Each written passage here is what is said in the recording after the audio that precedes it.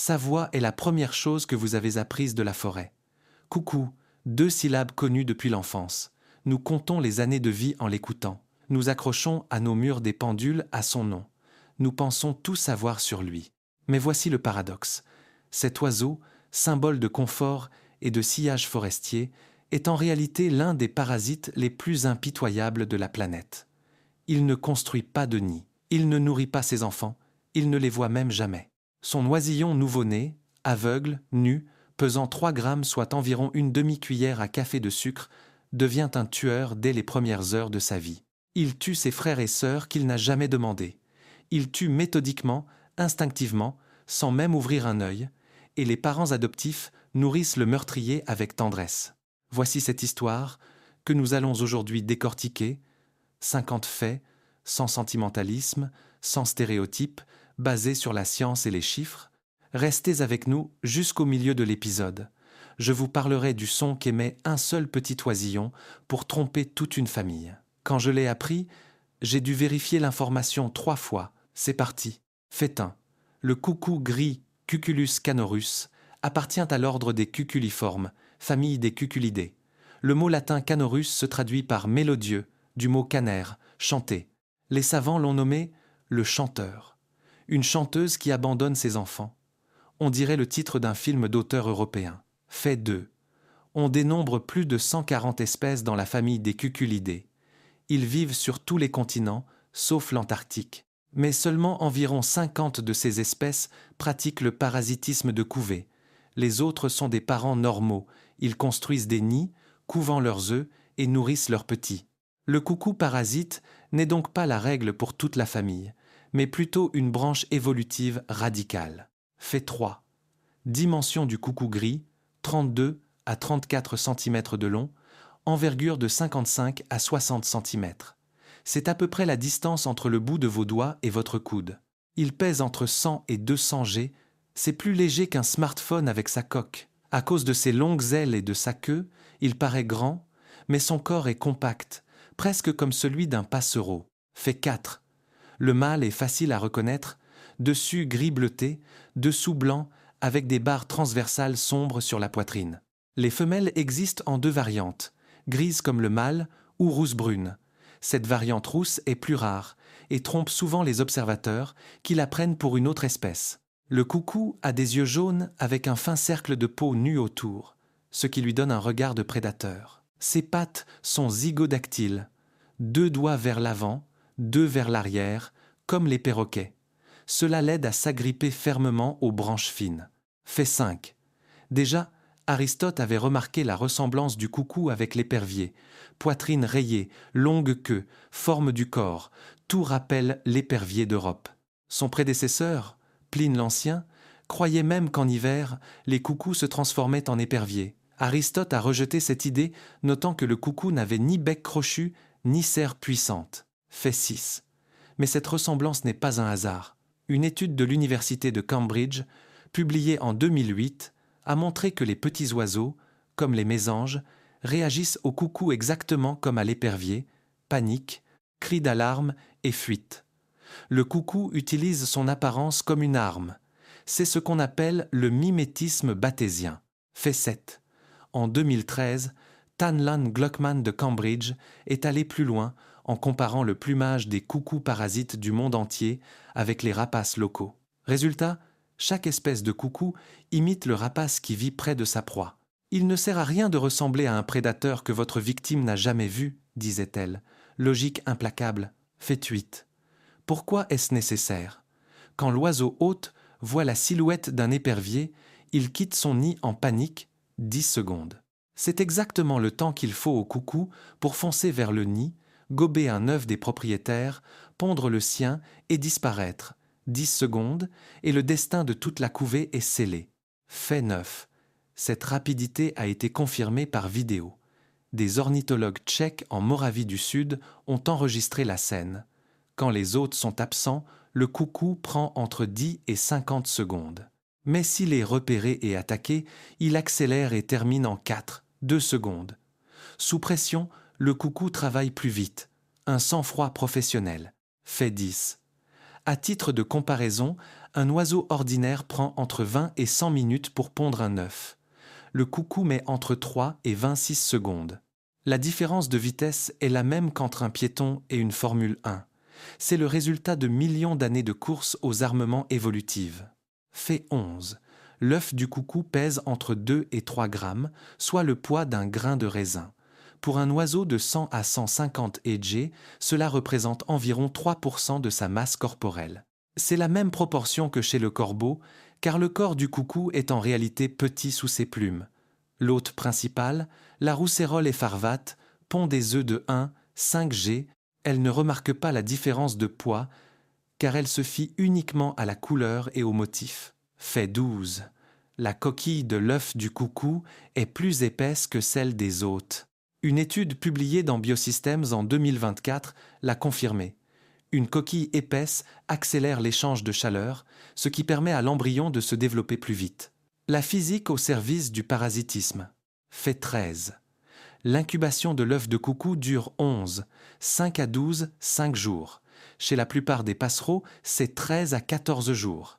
Ces 2 jours de différence décident de tout. Le petit coucou éclot le premier, et c'est là que l'horreur commence. Fait 14. De plus, l'œuf subit une incubation interne. Il reste dans l'oviducte de la femelle plus longtemps que chez les autres oiseaux. Au moment de la ponte, l'embryon est déjà bien développé. Le coucou commence à couver à l'intérieur de son propre corps. Fait 15. Le nouveau-né pèse 3 grammes. Il est nu, rose-orangé, les yeux fermés, et cette petite boule aveugle commence à faire quelque chose qui donne des frissons à tout zoologiste. Fait 16. Sur le dos du nouveau-né se trouve une dépression spéciale entre les omoplates. Elle disparaîtra après quelques jours, mais pour l'instant, c'est un outil de meurtre. Le coucou se glisse sous un œuf ou un oisillon de l'hôte, le cale dans ce creux, s'appuie sur ses pattes et expulse la victime par-dessus le bord du nid. Il le fait en étant aveugle, par pur instinct. Fait 17. Des chercheurs de Cambridge ont filmé le processus. En une matinée, un coucou peut éjecter jusqu'à 6 œufs ou oisillons. Si les petits de l'hôte sont déjà nés, il les jette vivants. À la fin, il reste seul. Une expulsion dure de quelques secondes à quelques minutes. On dirait une petite catapulte mécanique. Fait 18. Ce comportement est totalement inné. Aucun apprentissage. Même en captivité, sans concurrent, le petit coucou effectue ses mouvements d'expulsion. C'est un programme génétique gravé dans son ADN. Il est programmé pour tuer dès la naissance. Fait 19. Une étude de l'Université nationale australienne, 2019, a montré que les coucous qui éjectent le plus d'œufs grandissent plus vite. L'effort physique semble stimuler leur appétit ou leur agressivité vocale pour obtenir plus de nourriture. Un entraînement avant le dîner. Fait 20. L'expulsion se fait dans une fenêtre étroite, les premières 48 heures. Ensuite, le creux sur le dos disparaît. Si d'autres oisillons restent dans le nid après ce délai, le coucou devra rivaliser pour la nourriture et il risque de perdre. La nature lui donne 2 jours pour devenir l'unique survivant. Fait 21. Le célèbre cri « coucou » est celui du mâle, et uniquement du mâle. Cela signifie « je suis ici, c'est mon territoire ». La femelle émet un son totalement différent, un trille bouillonnant ou un rire étouffé. Beaucoup de gens entendent la femelle sans savoir qu'il s'agit d'un coucou. Fait 22. Un mâle peut répéter son coucou jusqu'à 360 fois de suite sans s'arrêter. Imaginez dire le même mot pendant 20 minutes sans pause. Pour lui, c'est une sérénade normale. Fait 23. Les coucous sont solitaires. Ils ne forment pas de couple. Mâles et femelles se rencontrent brièvement pour s'accoupler, puis se séparent.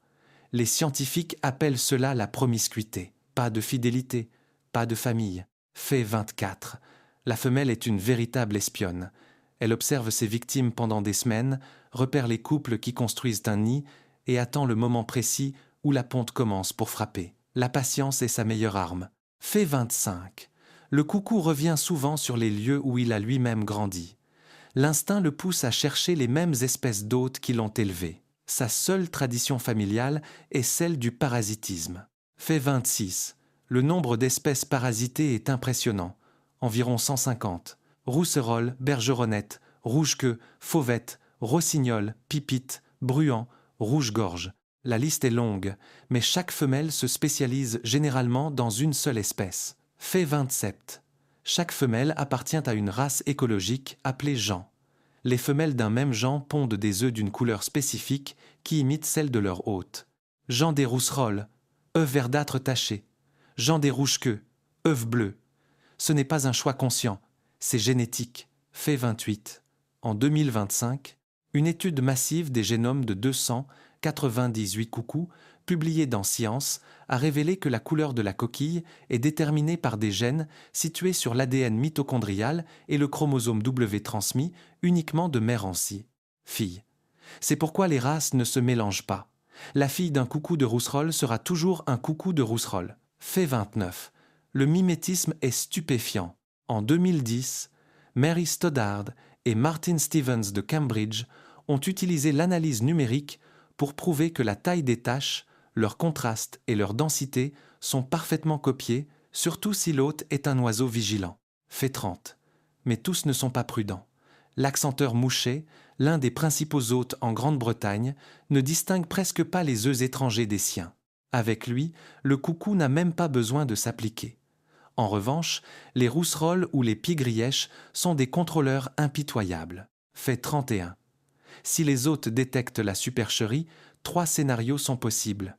Ils éjectent l'œuf, ils abandonnent le nid, ou le plus cruel, ils emmurent l'œuf sous une nouvelle couche de matériaux de nidification. L'œuf de coucou finit enterré comme sous du béton. Fait 32.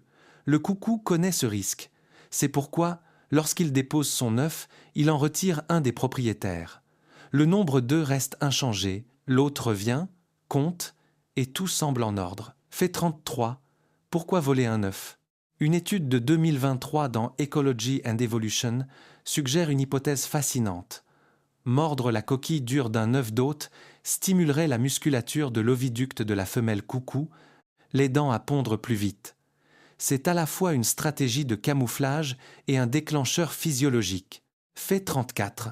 En une saison, une femelle peut pondre de 3 à 25 œufs. Tout dépend du nombre de nids appropriés qu'elle trouve. Un seul œuf par nid, strictement, fait 35. La production d'œufs est synchronisée avec ses reconnaissances sur le terrain. Pas de nid trouvé, pas d'œufs formés. L'organisme du coucou s'adapte littéralement à l'emploi du temps de ses victimes. Fait 36.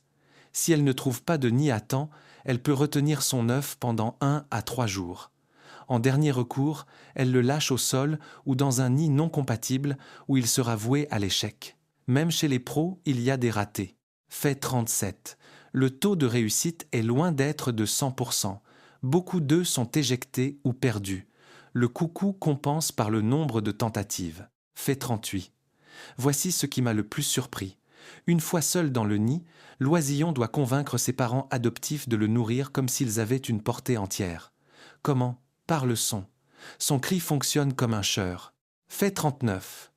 L'étude de Nick Davies et Rebecca Kilner a montré que le cri strident du petit coucou imite la fréquence et le rythme d'une couvée entière de rousserolles. Un seul oiseau sonne comme 4 ou 5. Le cerveau des parents entend « Nous avons faim, nous sommes nombreux » et il redouble d'efforts pour rapporter des insectes. Fait 40. Des chercheurs ont placé un oisillon de grive, de taille similaire, dans un nid de rousserolles. Il recevait moins de nourriture que le coucou. Mais quand ils ont ajouté un haut-parleur diffusant le cri du coucou, les parents se sont mis à nourrir la grive frénétiquement. Le son est la clé. Fait 41. Le coucou grandit à une vitesse fulgurante. À 14 jours, il est déjà 3 fois plus gros que l'adulte qui le nourrit. Imaginez un petit oiseau de la taille d'un doigt apportant de la nourriture à une créature géante sans soupçonner la supercherie. Fait 42. Le nourrissage dure environ 3 semaines dans le nid, puis encore 2 à 3 semaines après l'envol. Au total, 6 semaines de travail forcé pour les parents adoptifs. Fait 43. Le gosier du petit coucou est orange vif ou rouge éclatant. C'est un stimulus visuel puissant qui déclenche un réflexe automatique de nourrissage chez les oiseaux. Le bec grand ouvert agit comme une cible irrésistible. Fait 44. Parfois, le petit coucou embauche des voisins. Ses cris sont si désespérés et son gosier si rouge que des oiseaux passant par là, même s'ils ne sont pas ses parents, s'arrête pour lui glisser une proie dans le bec. Les biologistes appellent cela un stimulus supranormal. Fait 45. Les coucous sont des migrateurs. Les populations européennes hivernent en Afrique tropicale et australe. Un voyage de 7000 km. Pour tenir, l'oiseau accumule de la graisse sous-cutanée avant de traverser le Sahara, pouvant presque doubler son poids. Fait 46. Le suivi satellite du BTO, British Trust for Ornithology, montre que la migration est une boucle de 16 000 km. Ce n'est pas un simple aller-retour, mais un trajet complexe qui passe par l'Europe centrale, les Balkans, le Sahara, puis l'Afrique de l'Ouest au retour. Fait 47. En 2020, un coucou nommé Onon a parcouru 12 000 km de la Zambie à la Mongolie. Pour un oiseau de Sangé, c'est l'équivalent proportionnel d'un humain courant la distance Terre-Lune. Fait 48. Des coucous coréens effectuent des vols sans escale de 3000 km au-dessus de la mer d'Arabie. 3000 km sans pouvoir se poser. C'est la distance entre Paris et Istanbul. Fait 49. Ils migrent seuls et principalement de nuit. Pas de troupe, pas de chef. Chaque oiseau est son propre navigateur. Fait 50. C'est ici que ça devient incroyable. Les jeunes coucous font leur premier voyage vers l'Afrique totalement seuls. Leurs parents biologiques sont partis depuis des semaines. Personne ne leur a montré la route. Le trajet est écrit dans leurs gènes. Chaque fois que vous entendrez son chant dans la forêt, souvenez-vous que la nature est bien plus complexe que nos notions de bien et de mal. On peut admirer ce que l'on n'approuve pas. Le compagnon de notre enfance garde encore des secrets que nous commençons à peine à effleurer. Si ces informations vous ont plu, soutenez la chaîne Planète Sauvage en laissant un pouce bleu et en vous abonnant. À bientôt pour un prochain épisode.